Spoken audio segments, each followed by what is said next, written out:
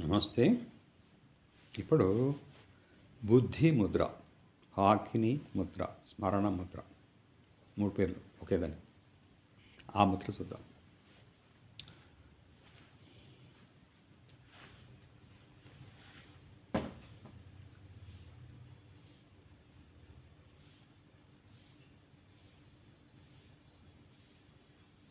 ఇలా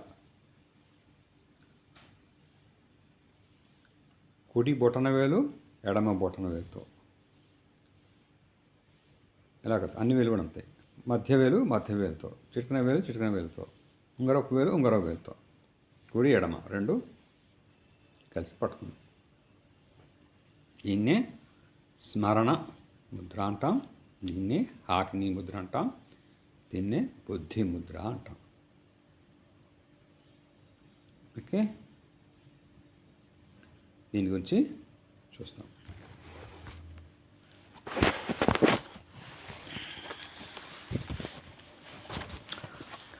మరచిపోయిన విషయాన్ని జ్ఞప్తికి తెచ్చుకోవడానికి 2 చేతుల వేళ్ళ చివరలను మనకు తెలియకుండానే కలిపి ఉంచుతాం, అవునా? అదే స్మరణ లేక హాకిని ముద్ర. కుడి చేతి 5 వేళ్ళ చివరలను చూపుడు వేలు, మధ్య వేలు, ఉంగరపు వేలు, చిటికన వేలు మరియు బొటన వేలు, ఎడమ చేతి ఆయా వేళ్ళ చివరలతో కలిపి ఉంచడమే స్మరణ ముద్ర లేదా హాకిని ముద్ర లేదా బుద్ధి ముద్ర. ఈ ముద్ర వేసుకోవడం వల్ల మెదడు యొక్క ఎడమ భాగం కుడి భాగంతో అనుసంధానమై ఏకాగ్రత పెరుగుతుంది. అందువల్ల మరచిపోయిన విషయాలు ఒక్కసారిగా జ్ఞాపకం వస్తాయి.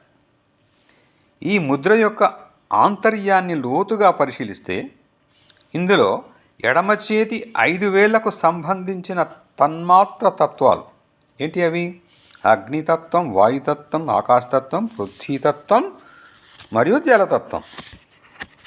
ఈ 5 తత్వాలు తన్మాత్ర తత్వాలు.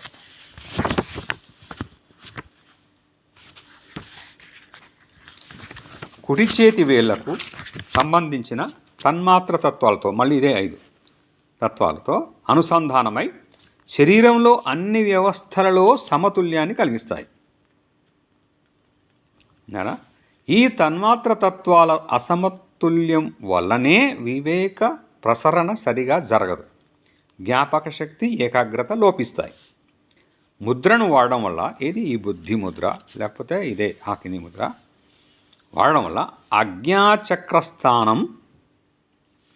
ఆజ్ఞాచక్రస్థానం కనుబొమ్మల మధ్యలో ఉన్న ప్రజ్ఞాచక్షువు 3వ నేత్రస్థానం చైతన్యవంతమై తిరిగి ఆ శక్తులు అంటే జ్ఞాపక శక్తి, ఏకాగ్రత పునరుద్ధరింపబడి మెదడు ప్రకాశవంతం అవుతుంది, చురుకుదనం పెరుగుతుంది.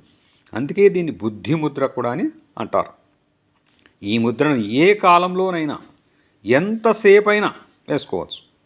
ముద్రను వేసుకున్నప్పుడు అన్ని వేళ్ళు విడివిడిగా ఉండేటట్టు చూసుకోవాలి, కలవకుండా ఉండాలి నేను చూపించినట్టుగా. ఓకే, మరి ఇంకెందుకు, బుద్ధిని పెంచుకుందామంటే వేయాల్సింది కదా, వేసుకోండి. బుద్ధిని పెంచుకోండి, జ్ఞాపకశక్తిని పెంచుకోండి, మర్చిపోయిన అన్నీ గుర్తు తెచ్చుకోండి. All the best. Me Jayaprakash.